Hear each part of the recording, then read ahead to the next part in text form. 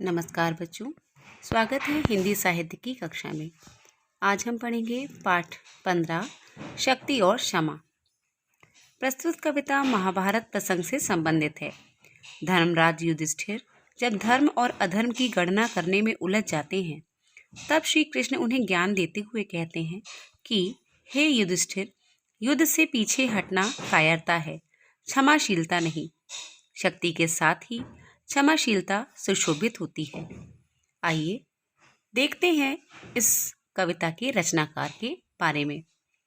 इस कविता को लिखा है श्री रामधारी सिंह दिनकर को। रामधारी सिंह दिनकर का जन्म 23 सितंबर 1908 को बेगूसराय बिहार के सिमरिया नामक स्थान पर हुआ था। गद्य और पद्य शैली में इनका समान अधिकार था। इन्हें वीर रस के श्रेष्ठ कवियों में भी स्थान प्राप्त हुआ है। कुरुक्षेत्र, रश्मिरथी, उर्वशी, हुंकार, परशुराम की प्रतिज्ञा, रेणुका इत्यादि इनकी प्रमुख रचनाएं हैं। दिनकर जी का निधन 24 अप्रैल 1974 को हुआ था। आइए देखते हैं इनके द्वारा लिखी गई कविता शक्ति और क्षमा। क्षमा दया तब त्याग मनोबल, सबका लिया सहारा, पर नर व्याघ्र सुयोधन तुमसे, कहूँ कहा कब हारा। श्री कृष्ण युधिष्ठिर से कहते हैं कि हे युधिष्ठिर, तुमने क्षमा, दया, तपस्या, त्याग और मनोबल इन सभी का सहारा लिया, पर नर व्याघ्र वह सुयोधन अर्थात दुर्योधन तुमसे किस बात में हारा, कहाँ वो तुमसे हार मान गया। क्षमाशील हो रिपु समक्ष तुम हुए विनत जितना ही, दुष्ट कौरवों ने तुमको कायर समझा उतना ही। ये सभी मेरे भाई बंधु हैं, यह सोचकर तुमने उन्हें क्षमा किया। शत्रुओं के सामने तुम जितना ही विनत हुए, जितना ही तुमने विनम्रता का स्वभाव दिखाया, उन दुष्ट कौरवों ने तुमको उतना ही कायर समझ लिया। अत्याचार सहन करने का कुफल यही होता है, पौरुष का आतंक मनुज कोमल होकर ढोकता है। अत्याचार सहन करने का बुरा परिणाम एक यही होता है कि पौरुष का आतंक मनुष्य कोमल स्वभाव से डर करके दब कर ढोता रहता है।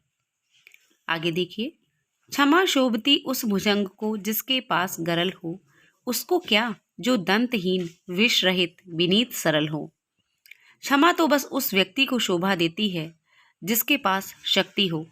जिस प्रकार से किसी विशाल विष को धारण करने वाले भुजंग के पास जहर होता है और वो किसी को क्षमा कर दे, अर्थात वो किसी को ना काटे, तो वास्तविक रूप से क्षमा उसे ही शोभा देती है।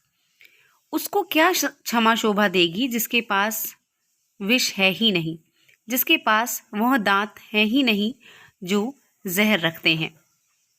अर्थात क्षमा उसी को शोभा देती है जिसके पास शक्ति होते हुए वह अपनी शक्ति का प्रदर्शन ना करे। 3 दिवस तक पंथ मांगते रघुपति सिंधु किनारे, बैठे पढ़ते रहे छंद अनुनय के प्यारे प्यारे। बच्चों, आपने ये प्रसंग सुना होगा कि एक बार रामचंद्र जी समुद्र के पार जाने के लिए सागर से 3 दिन तक रास्ता मांगते रहे। यह पंक्तियां वहीं से ली गई हैं और कहा है युधिष्ठिर से श्री कृष्ण जी ने कि 3 दिनों तक श्री रामचंद्र जी सिंधु के किनारे, समुद्र के किनारे बैठ करके रास्ता मांगते रहे और उनसे विनय प्रार्थना करते रहे। उनके सामने अनुनय के, विनय के प्यारे प्यारे छंद पढ़ते रहे। फिर भी उत्तर में जब एक नाद भी उठा नहीं सागर से, उठी अधीर धधक पौरुष की आग राम केशर से।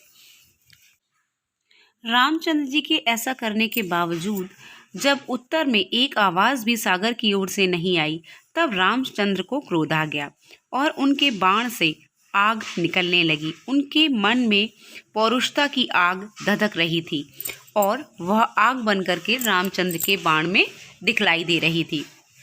सिंधु देहधर त्राहि त्राहि करता आगिरा शरण में, चरण पूज दास्ता ग्रहण की बंधा मूढ़ बंधन में।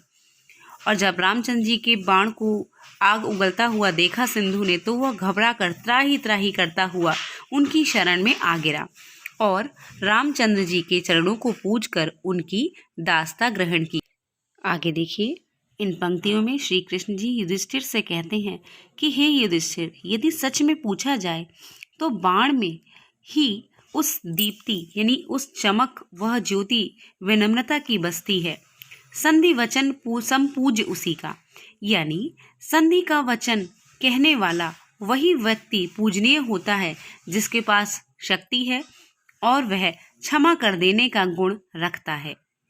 सहनशीलता, क्षमा, दया को तभी पूजता जग है, बल का दर्प चमकता उसके पीछे जब जगमग है। किसी व्यक्ति की सहनशीलता, क्षमा कर देने का गुण या दया भाव को संसार तभी पूजता है यदि उसके पास चमकता हुआ दर्प यानी स्वाभिमान है, घमंड है एक तरीके से, जिसके पास शक्ति है और यदि वह सहनशीलता और क्षमा इत्यादि को महत्व देता है, उसके पीछे बल देता है और उसका जो गर्व है वह जगमग हो रहा है, तो संसार भी ऐसे व्यक्ति को पूजता है। यदि किसी के पास शक्ति ही नहीं है तो वह किसी को क्या घमंड दिखाएगा। अर्थात क्षमा तो सिर्फ उसी को शोभा देती है जिसके पास शक्ति निवास करती है। आइए अब देखते हैं पाठ में आए हुए कुछ कठिन शब्दों को।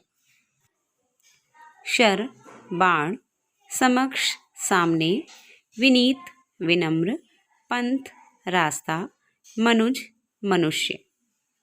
धन्यवाद।